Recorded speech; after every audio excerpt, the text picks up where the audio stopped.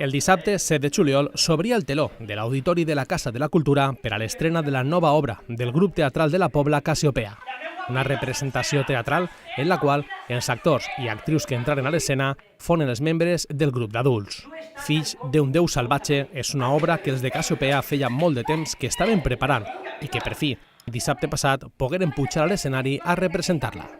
Portem 2 anys en el muntatge d'esta obra perquè varen començar en un repart original i una de les actrius es va quedar embarassada. Aleshores varen tindre que substituir i per això també és un poquet especial aquesta estrena perquè ens ha costat un any més de lo que normalment ens costa produir un muntatge teatral. Des de Nadals que estem treballant i bueno, sempre que arriben les dates properes a l'estrena d'una obra sempre s'intensifiquen aquests assajos i això, els últims mesos hem estat ahí treballant molt, preparant l'escenografia, tot perquè estigui a punt i que l'estrena sigui un èxit.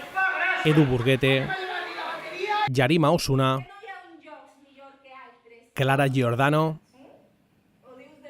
i Emilio Giordano foren els 4 protagonistes de l'obra, amb un equip que completaven el repartiment fora dels escenaris, format per Héctor González en l'equip de so i Pilar Crespo en la traducció i adaptació del text.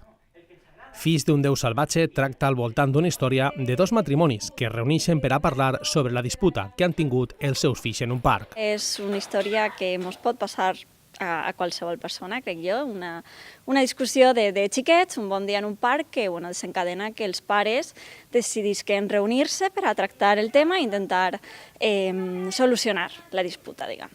L'obra estrenada pel grup Casiopea, Fills d'un déu salvatge, tracta sobre una reunió, la dels 2 matrimonis abans nomenats. Es coneixen, tracten el tema que els ha unit, parlen sobre els seus entreteniments i prenen cafè, acompanyats per un pastís, seguit de més d'una copa de whisky. La típica vesprada lliure que un pot passar en bona companyia. Només que així, tot aquell ritual costumista adquireix un matís nociu i malaltís a mesura que avança la conversa.